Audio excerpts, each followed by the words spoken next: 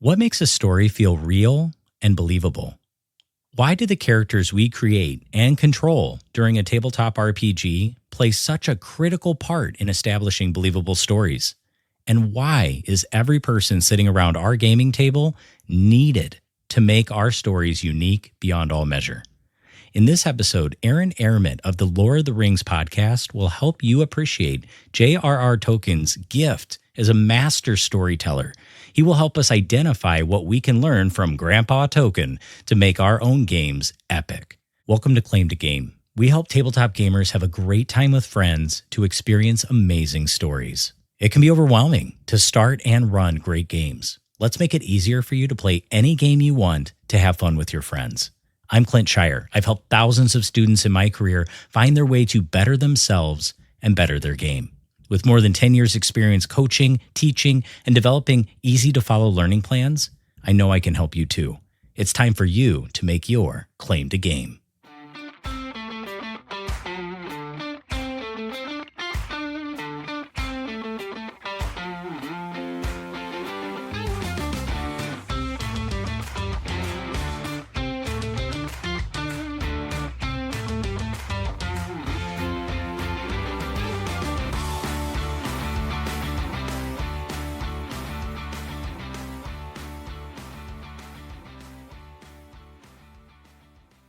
Hey, Aaron, welcome to the podcast today. I am super pumped to be interviewing you because my podcast is all about getting people together to tell amazing stories with friends through tabletop role playing. And your podcast, Lord of the Rings, is all about helping people understand the lore of Middle-earth, which is very vast, very intricate, very wonderful. Stories written by J.R.R. Tolkien, arguably one of the greatest storytellers of all time. And I will fight anybody with the sword of Aragorn who would tell me otherwise. Right? He's an amazing storyteller. Mm-hmm. He's well known for his books, The Hobbit and The Lord of the Rings, all of which were adapted into movies. So I'm super interested to hear from you. What makes these stories so captivating? Why do people love them even years after they were made? Well, Clint, thank you for having me on your podcast. Really looking forward to this. And I would agree with you. I do believe Tolkien is one of the greatest storytellers, at least of the last 100 years. And I think if you look across all time, definitely in the top pantheon of storytellers. So what makes Lord of the Rings and The Hobbit such a good story? That's your question, right? Yes. What makes them so captivating that people just keep coming back to read them, watch them, and just devour them? Yeah, wow, what a big question. And there's lots of different ways we could answer that and look at that, but I'll provide just a couple of insights from my own wandering and exploration of Middle-earth. One of the great things about the Lord of the Rings and Tolkien's style of telling stories is it feels so real. All of it feels so real. And that comes from a lot of different ways. A lot of it comes from the detail that Tolkien described, where he's describing these things in such detail, and yet he can activate places in your imagination where, yes, he might be describing a hill, and he has certain details of that hill that he wants you to know. But at the same time, in your mind, you're thinking of all of the hills that you have ever seen, and whatever is the stereotypical hill in your mind, you're connecting that image with all of the details that he has. And so that ability for Tolkien to describe in detail really activates that imagination for us. A lot of the other ways that it feels real for us is these characters. You have so many different characters who have so many different arcs and stories and challenges and things that they have to overcome. And they do it and they live out their stories in such consistent ways that we really feel like, oh yes, Aragorn, he's got some really tough choices ahead of him that he didn't expect to have to make.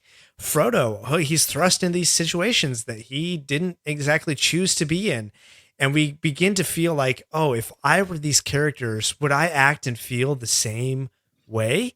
If I were in this situation, would I feel the same way? And there's that inner consistency of reality combined with that detail, activating our imagination. And these stories really begin to enchant us, as Tolkien would say in his essay on fairy stories. Really good stories they enchant us. They go beyond the mere suspension of our disbelief, and we feel like we're enchanted by a good story or a good spell, which is another synonym for a good story. Yeah, that believability. There's a word that I love. It's called verisimilitude. Mm-hmm. The act of making something so believable. And the things that I heard you say, I'm just going to recap. You said the characters have believable consistency. Mm-hmm. They don't change from chapter to chapter, though they may change throughout the book. They've learned and they've overcome problems. And that was the other thing you said, real problems in a made up world. Everybody can struggle with what is the right thing to do, or what should I be doing in this moment? And Tolkien brings the believability of real world problems into a fantasy world, which is awesome. Mm-hmm. Mm-hmm. What makes Tolkien stand out as a master storyteller? And I think you already answered that. Believability, credibility, consistency, characters that have real problems, consistent over time. Now, you told me when we were getting ready to talk together that you played Dungeons and Dragons, which is a role-playing game. And anybody listening to this, the listener listening right now, they're interested in playing a tabletop role-playing game. Can you tell me your experience when you played D&D?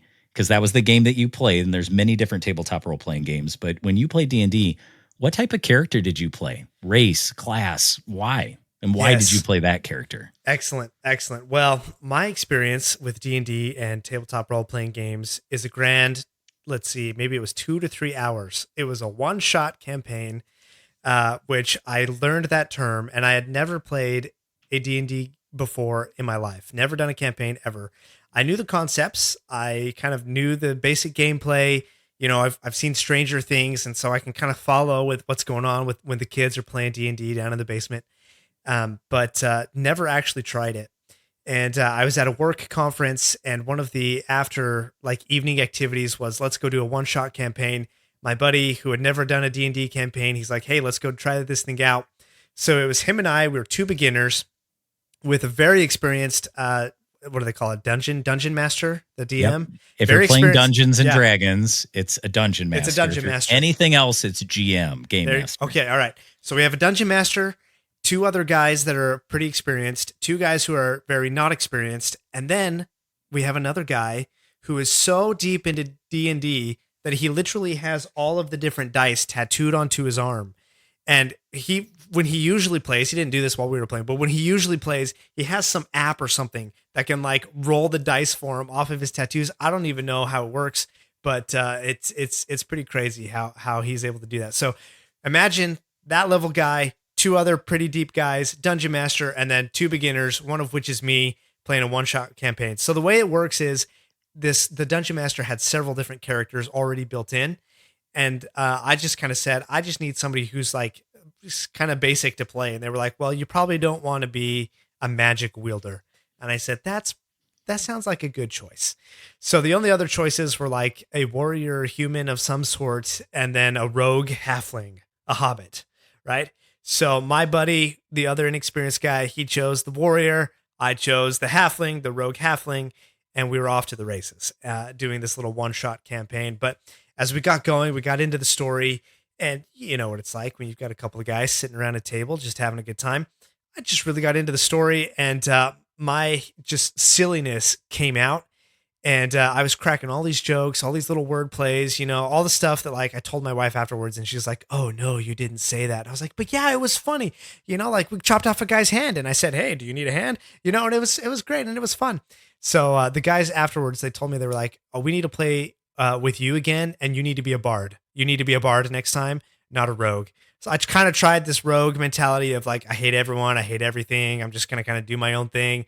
And it just evolved into just cracking up all these silly jokes. So I'll take the bard role next time. Yeah. And I think natural performers, people who enjoy the arts or who are creative like you, Aaron, they do gravitate towards being a bard at least at one point in their D&D career.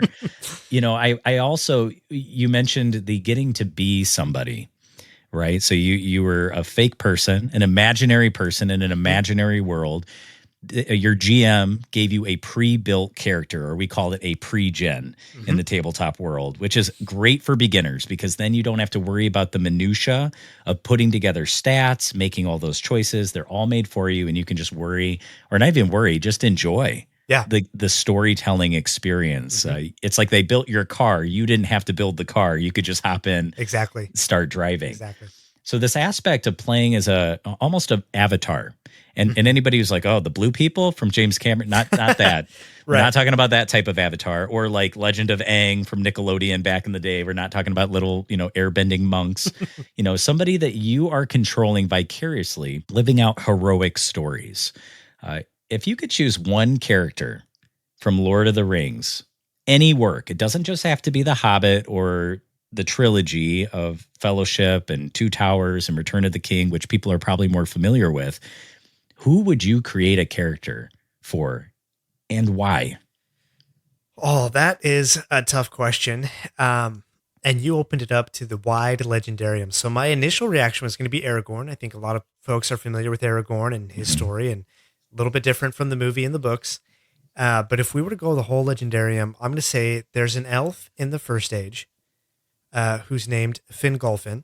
And for those who are not super familiar with the lore, and honestly, it's been a while since I read this story, so I'm going to paraphrase here. And if I get some of the details wrong, then your listeners can send me an email and remind me. But Fingolfin is king of the Noldor. The Noldor are a group of elves who have returned to Middle-earth after living for some time in the Undying Lands.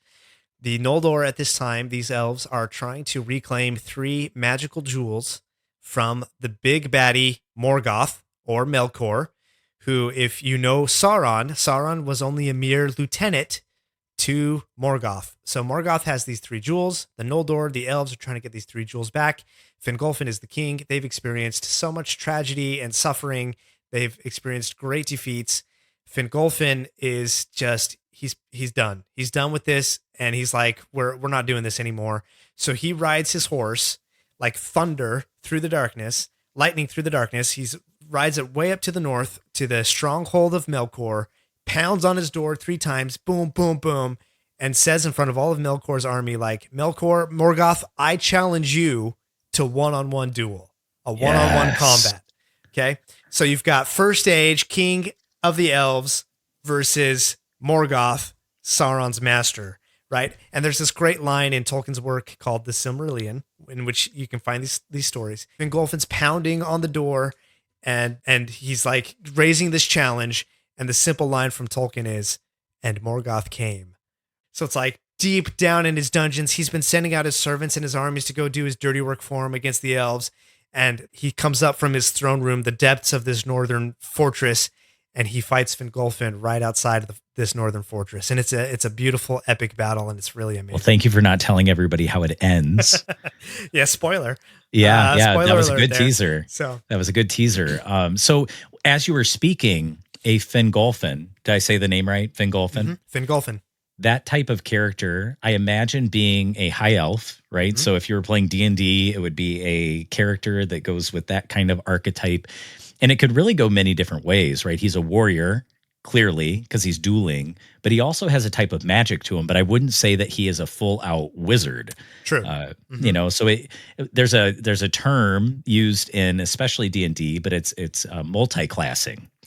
So I imagine this is not a first-level character. No. This would be somebody you would bring in for a campaign or a one-shot where the characters come in at a higher level, and you're dishing out certain amounts of your level to certain classes, one which might be sorcerer, and the other which might be some type of combat class.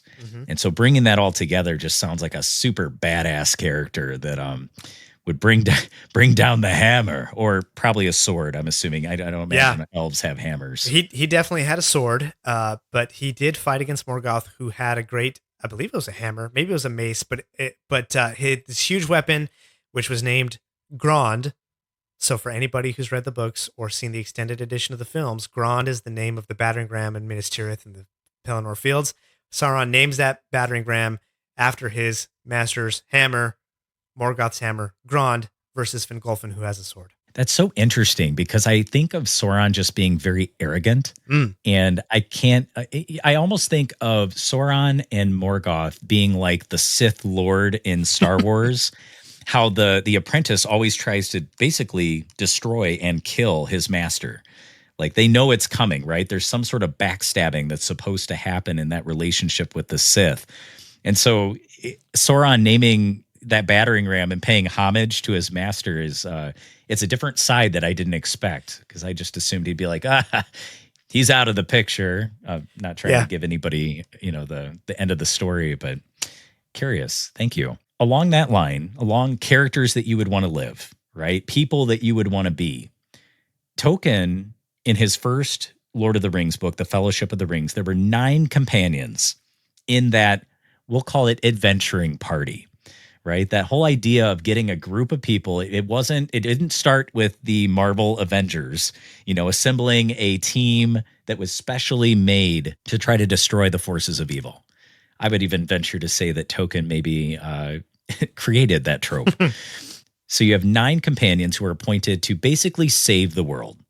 And you said there are many, many characters in Lord of the Rings, some of which who never show up in the movies, but some that people may know. Aragorn, who, if we were using D&D terms, would be more of a human ranger, specializes in tracking, survival, combat. You have Gimli, who's stout, resilient. He's a dwarf, so he's sort of a battler, a bruiser, can get into the thick of things. You have Legolas, who's the elf, but not maybe the high elf that we were talking with Fingolfin, more of a wood elf, right? More nimble, more ranger-like himself, but with the hint of magic that we were talking about before. And then you have Gandalf, right? The wise old mentor, the magic user that your dungeon master wouldn't let you be as a new player. Right. Because there's just so many things when it comes to magic where the rules kind of go beyond, like, okay, how does magic work? Well, we don't have magic in our real world, right? We do have swords. People do fight, even if they've never played D&D or read a fantasy book. So that's something that we can kind of piece together in our schema.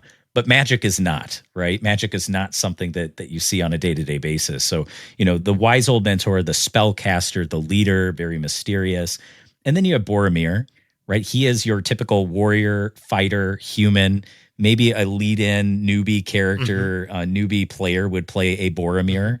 It'd be easy to jump in and start playing. And you also have the halflings, which you played a rogue. A halfling rogue is definitely the Bilbo of sorts, even though you describe sort of a moody, sort of, kind of almost criminal-like rogue. Exactly. With your halfling. Bilbo wasn't that, right? He's good-natured. He's an honest thief. He's just, yeah, he's an honest thief, and there are tropes for that. They're quiet. That was something built in by Tolkien that they can, today we don't know that there's hobbits, even if they're around, because they're so quiet among the big people. And with this, you could create a Bilbo. You could create a not honest thief. You could create an assassin. There's a lot of things that you see in the 9 companions of the Fellowship that could easily be recreated in any D&D adventure. Or any other tabletop. If there are people like, I don't play D&D, I play the other stuff. You could do that too. Anything fantasy related. So as it relates, this is the question. I'm finally getting to the question. As it relates to captivating storytelling, why do you think all these different character tropes, the fighter, the wizard, the ranger, the bruiser, the halfling thieves, why are they so important to Lord of the Rings? Why are they so important to making that story great? That's a really big question. And I think part of it comes in looking at one of the major themes of Lord of the Rings and even the legendarium that Tolkien provided. In order to overcome the challenge of evil and the overwhelming, despairing presence that evil can be in the world or in any individual's life, it's not up to any one person to do heroic deeds, although heroic deeds are certainly needed and celebrated. But the real magic of Lord of the Rings and of overcoming evil comes in the fact of it's many different individuals who come together in an unlikely alliance, and somehow they find friendship and companionship and a strength in their unity together to overcome the evil that's before them. I mean, Legolas and Gimli are a great example of this, right? There's a long history of why elves and dwarves don't like each other. They have a good sibling rivalry going way back to when even dwarves were created. Okay, this is a long time sibling rivalry, and yet Legolas and Gimli, who are representative of their different species, they're able to put that aside in the hope and in the intent to overcome the evil that is before them. Some common good unites them in a way that otherwise they probably would continue their rivalry. Do you have a episode of Lord of the Rings where you talk about that relationship between Legolas and Gimli, or elves and dwarves in general? That story itself comes from the Silmarillion, which is one of Tolkien's lesser known works published after his death. So if you're interested to know the origin of dwarves and why dwarves and elves have a sibling rivalry, there's a lot of different stories for that, but it starts all the way back in episode number 2 for me, ringspodcast.com/2. You can find that episode there, 2, just the number. There's a lot of different origin stories there, and it all starts when dwarves were created and how they came to be created, and they kind of stole the limelight from the elves for a little bit. But there's some great sibling rivalry that happens between dwarves and elves throughout the whole Legendarium. We're going to make sure we put a link to that in the show notes for episode 2 of Lord of the Rings, and you can go figure out all of the dirty laundry with dwarves and elves. So second part of this question, and I think I know that how you're going to answer this, just how you answered the first question, but I'm going to go ahead and ask it anyway. Do you feel any characters could have been removed from the Fellowship and Tolkien still could have told the story that he told? Or do you feel like every one of those characters had a purpose and needed to be there? That's a great question. And it's kind of hard to say yes or no. I think Tolkien himself would say that every individual there was needed for specific purposes within his story. Otherwise, he would have cut it, because he was notorious for putting stuff in, taking stuff out, different drafts, this stuff. And he was really focused on having a tight story with good characters. The listener might balk at that, be like, well, there's so many details and he rambles and stuff. Well, yeah, true. But the story itself is pretty, like the characters, everyone is there as needed. Like, you need Aragorn there because the War of the Ring is his story. How does he return to the kingship and restore Gondor and Arnor to their former age?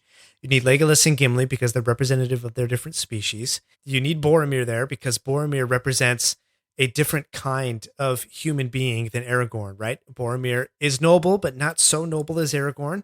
And while Aragorn is not conflicted at all about his role and the nature of good and evil, Boromir wrestles with that question. Boromir is tempted to use the ring. And so you need someone within the Fellowship who can sort of show just how tempting the power of the ring is to those who are trying to overcome Sauron, or at least in their hearts, they think that they're trying to overcome Sauron. Then you have Merry and Pippin, who we might argue, okay, yeah, they're superfluous, maybe at the beginning, but indeed Elrond wanted to send them back to the Shire and sort of, hey, prepare the hobbits for the fight against the Shadow, but they were like, no, we're going with Frodo. And so they ended up in their own way, providing their own beautiful storylines. Would the Witch King of Angmar have been defeated if Merry and Pippin were not on the field? That's questionable. I don't know if it would be. Would Faramir have survived if Pippin weren't there in Minas Tirith to support Gandalf and help him out? Like, questionable, right? Like, you need these little hobbits in these little places to do things that nobody else can do.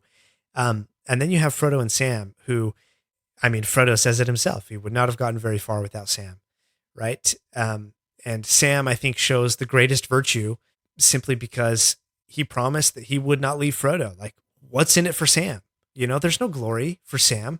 Frodo is the ring bearer. Frodo is the one who gets songs, and so Sam sticks by his side. Their friendship, their unity, their loyalty to each other is really what gets the ring all the way across the plains of Mordor up to the fires of Mount Doom. As it relates to our listener, the thing that I love about playing tabletop role-playing games is that you are bringing each other back to a time where maybe there wasn't television, maybe there wasn't podcasts, maybe all you had was the oral storytelling tradition of entertainment. And by bringing everybody into the table, right, bringing everybody at their own spot, whether they're a newbie halfling rogue or a fighter, like Boromir with flaws, or a almost superhuman like Aragorn.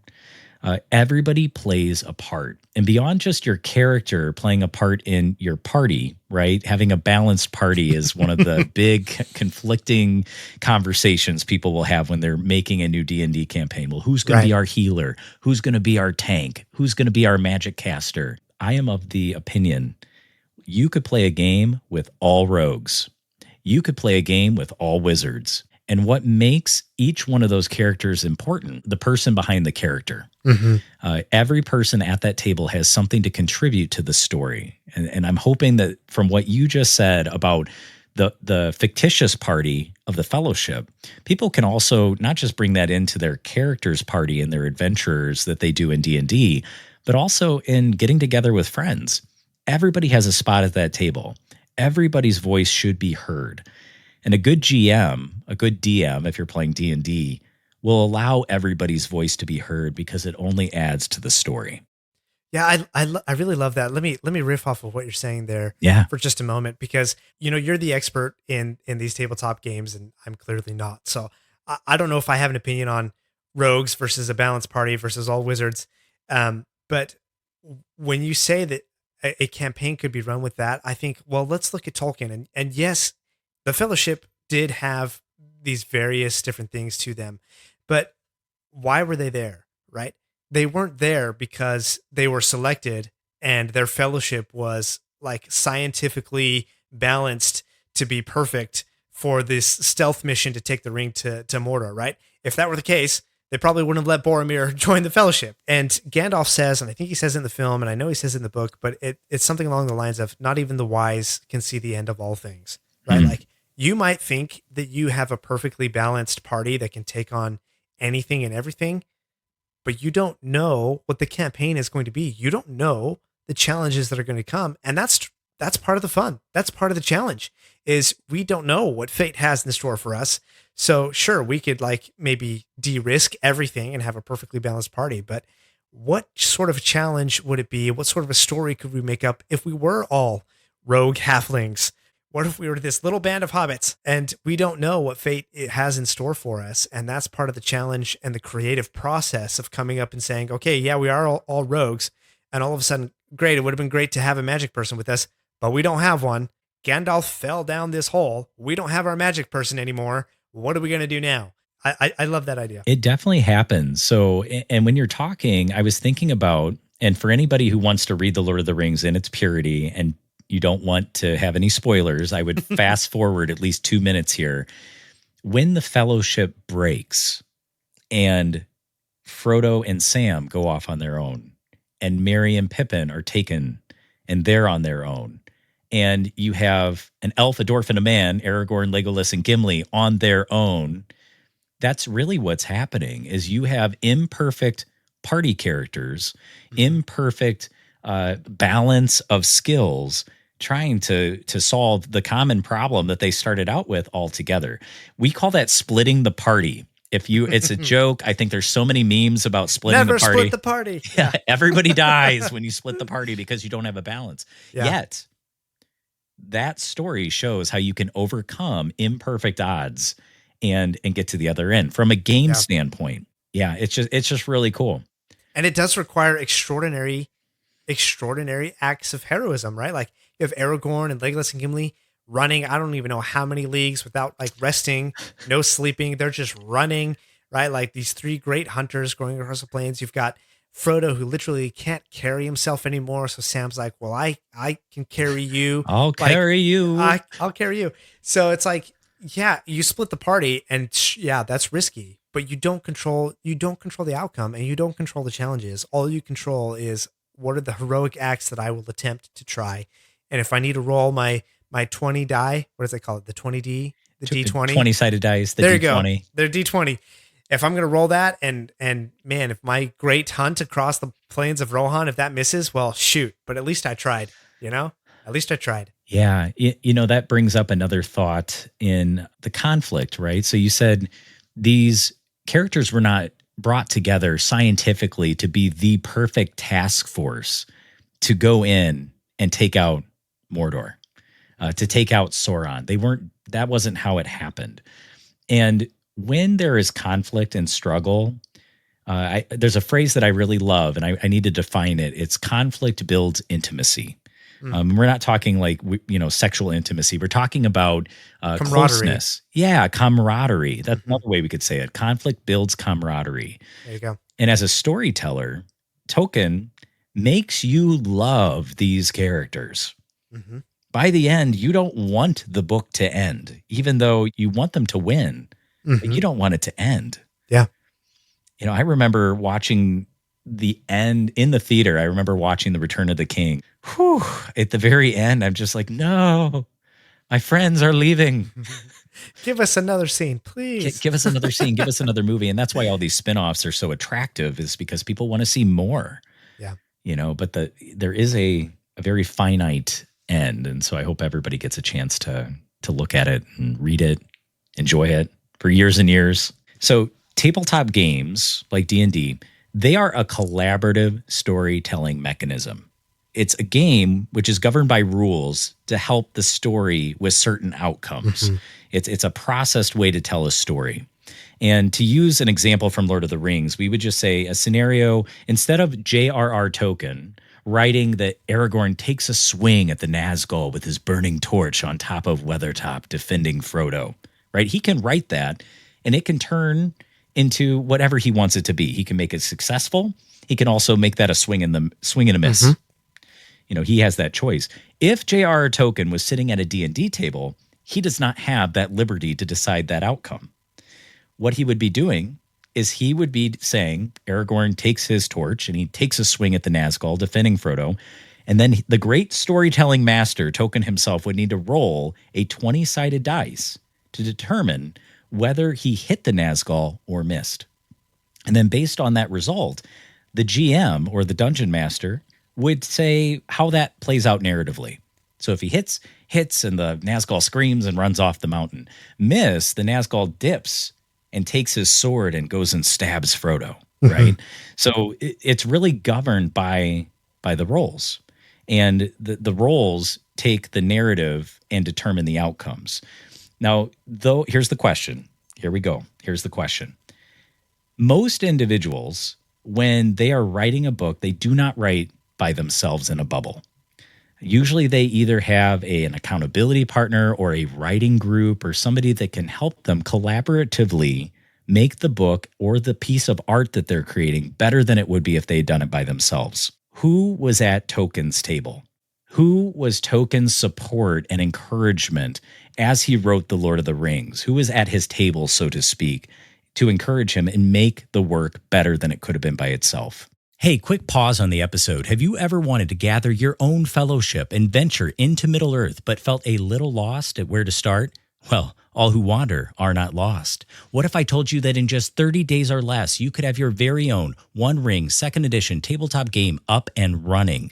Well, my friend, it's as possible as Gandalf's beard is long. Click on the link in the show notes titled bonus.claimtogamepodcast.com/ringspodcast. You'll get access to our One Ring 2nd Edition Quickstart Guide, suggested adventure materials, and some helpful CTG podcast episodes to get your game up and running faster than a hobbit eats mushrooms. Once again, that is bonus.claimtogamepodcast.com/ringspodcast. Thanks, and now back to the episode.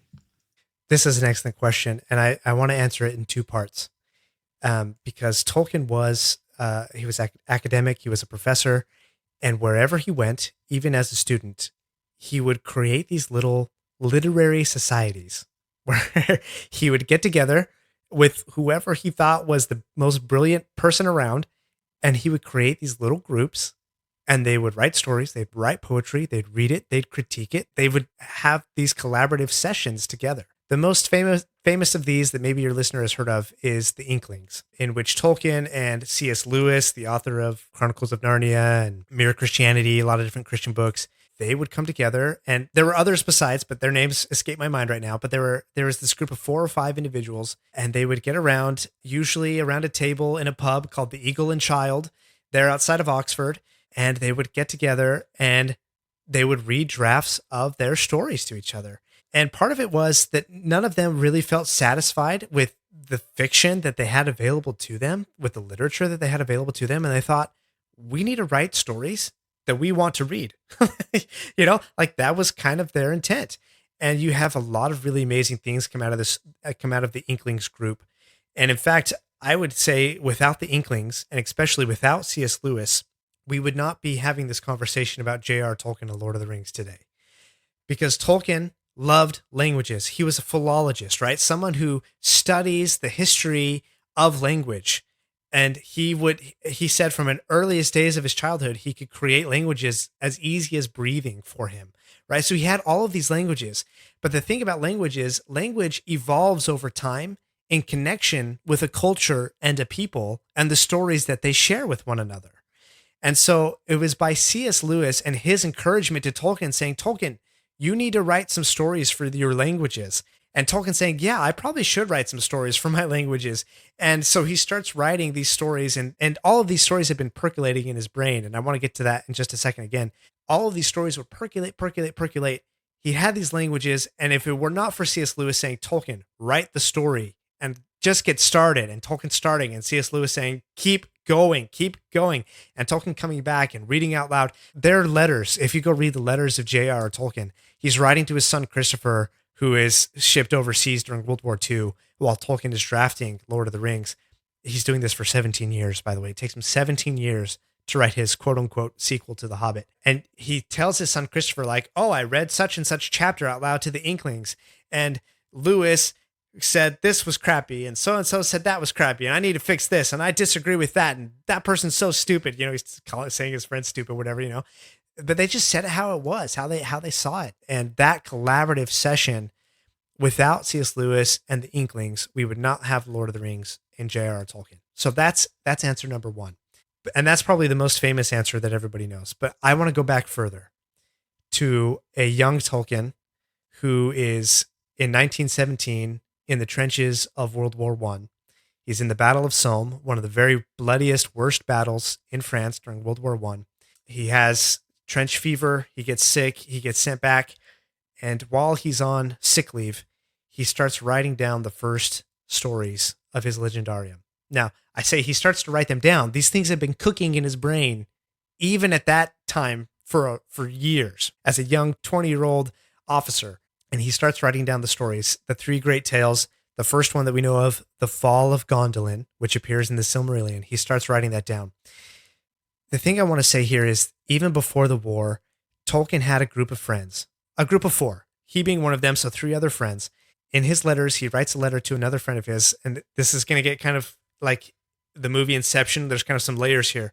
So Tolkien receives a letter from a friend that their other friend had died in battle, and he's writing to another friend, the other two friends, about these friends that have died in battle in World War I.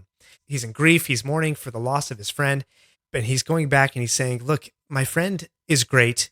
He's not great because he died in battle. Like, that's not what made him great. What made him great is what makes all of us great in this little group, which was we were trying to kindle a new light or rekindle an old light that had gone out. Again, you have this moment of literature needs to be elevated. Poetry needs to be elevated. Our stories need to be deeper. And even him and his three friends before World War I, that's what they were attempting to do, to kindle a new light or rekindle an old light that had been extinguished. And even from that early age, he had his friends around him in an effort to try to elevate storytelling. That's beautiful. If I wasn't so intense, I probably would go cry. Please. When I first heard that, I was like, boom. I was like blown away. Tears brought to my eyes, and I had to go read the letter for myself. And I go read that, and I'm like, you just have this 20-year-old Tolkien who doesn't know what the rest of his life, he doesn't even know if he's going to live, if he's going to survive World War I. And that is his intent, is to kindle a new light. This is what I tend to do, right? When I hear something that epic, I'm just like, I'm not in World War II. I'm not in World War I. I am in my nice, cozy house talking to a super cool dude about Lord of the Rings on a podcast. Like, I am well fed. I am well taken care of.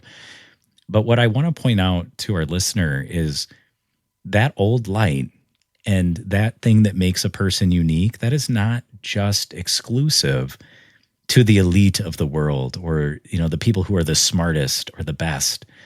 Just being who you are makes you valuable at the table of storytelling. Mm-hmm. So there should be nobody excluded from this art. There's so much opportunity here to take that light and share it with other people. That's what you do, Aaron, when you do your podcast. You're sharing something that you love so much, and you're like, I want people to get as deep as I've been with this stuff because it matters so much to me. And that's what I try to do too, because it matters so much to me. I've been touched in a way that nothing else has ever touched me, which is storytelling. A person that we both admire, I think, Pat Flynn, Smart Passive Income, Deep Pocket Monster, does a lot of cool things. He says that he believes what is going to separate people in the coming years from, artificial intelligence and people who are real and really succeed is storytelling. Yeah. You need it. Yeah. Without it, you could be a robot. Adding the human element to what we share is what makes us uniquely human and helps us carry the light. Very awesome. Yeah, absolutely. One of the best books I've ever read about podcasting was Eric Newsom's book, Make Noise, challenges folks to take their idea and condense it into 10 words, no more, no less. Some people want to go to 11. Some people want to go 9. Some people want to use contractions. Some people want to use hyphens.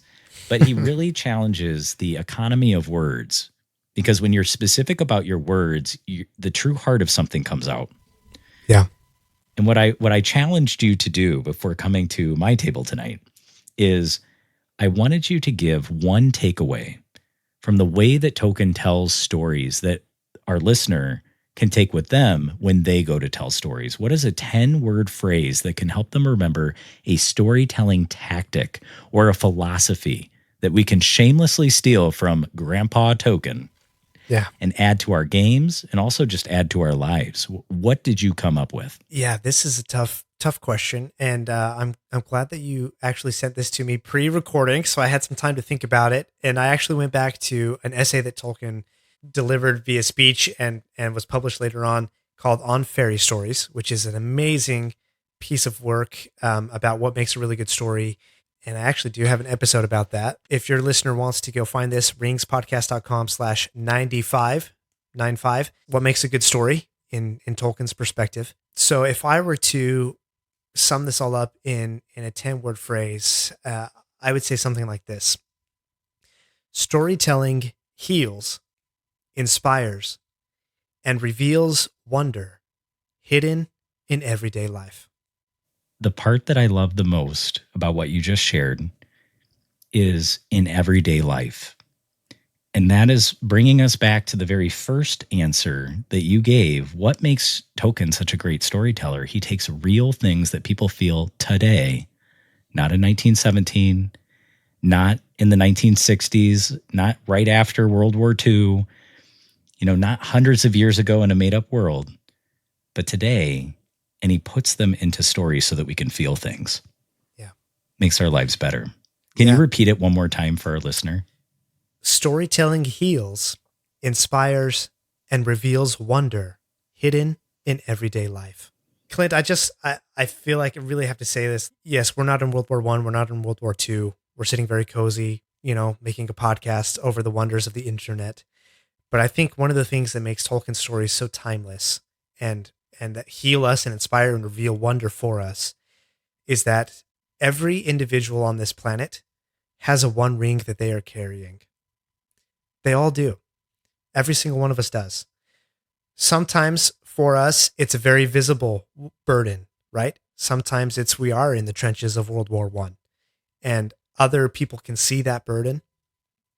But for most of us, most of our one ring burden, it's invisible.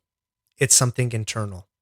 And the beauty, I think, of Tolkien stories is that hope that can come from carrying that burden and receiving strength from friends along the way and never giving up hope, even in the midst of overwhelming despair and shadow. that's one of the reasons why I love Tolkien's work so much is I feel so much inspiration.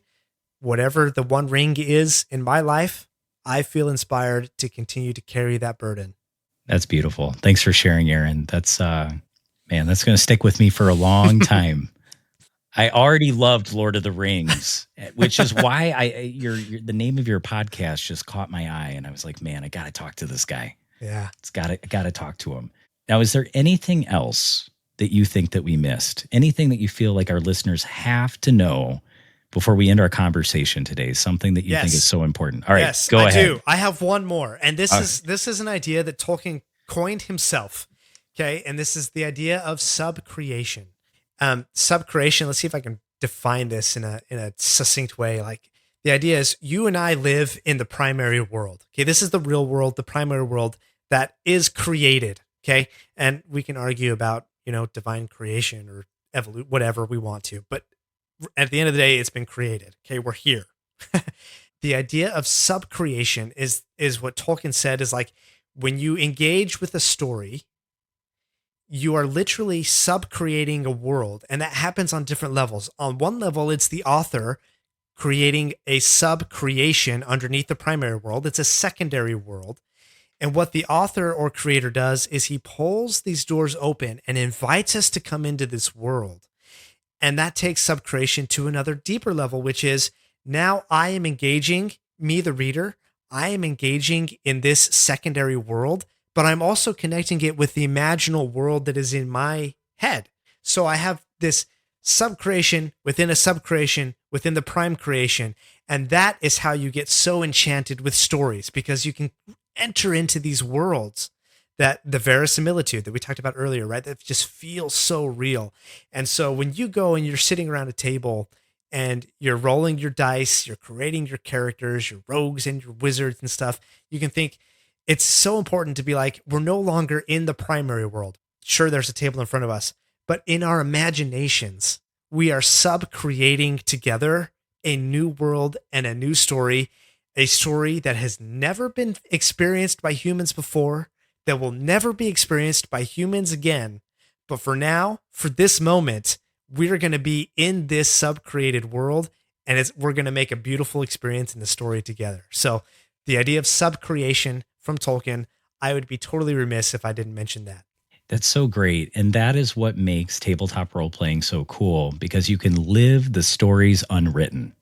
And that's really the One Ring second edition, which I know we'll talk about that in a different podcast, different time.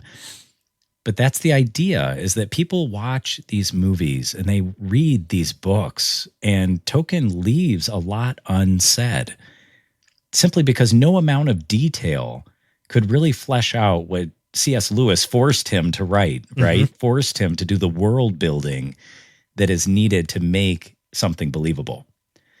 So being able to live those stories unwritten, there's plenty of tabletop role-playing games out there. There's plenty of Tolkien out there for those who love Tolkien.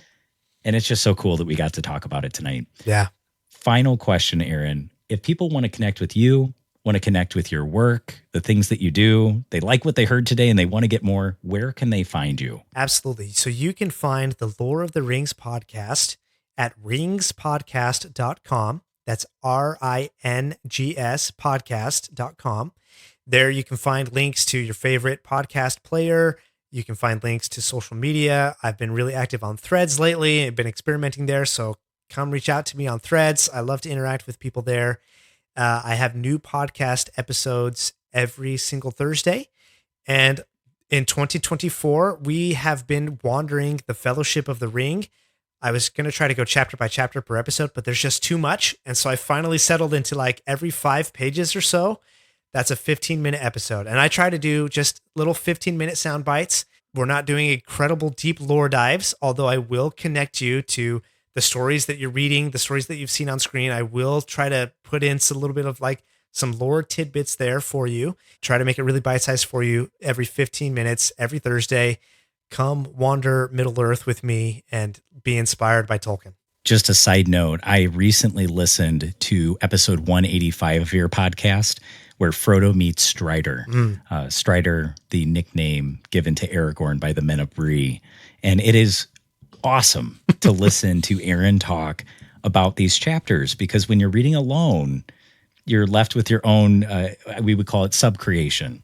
It is very cool when those sub-creations cross. So listen to Aaron's sub-creation, what he feels and thinks as he goes through these episodes. Episode 185, when Frodo meets Strider. I did also forget to mention that in 2025, we're going to continue wandering the Fellowship of the Ring every 5 pages or so. So come wander Middle Earth, and we're just gonna go all the way up through Return of the King, and it's gonna be a blast. Oh, I can't wait to ride that ride with you, Aaron. Yeah. That's it's great. Once again, thank you so much, Aaron, for taking the time to share with us the nuggets of storytelling wisdom more precious than mithril that we could glean from J.R.R. Tolkien. I mentioned it before, but I'll say it again. If you love Lord of the Rings, if you love Middle-earth, and you want to explore it through the magic of tabletop role-playing, well, click on the link in the show notes titled bonus.claimtogamepodcast.com/ringspodcast. You'll get access to our One Ring 2nd Edition Quickstart Guide, suggested adventure materials, and helpful CTG podcast episodes to get your game up and running faster than a hobbit eats mushrooms. Once again, that is bonus.claimtogamepodcast.com/ringspodcast. And join us next time as we find our best ways to have great times with friends and experience amazing stories through tabletop role-playing.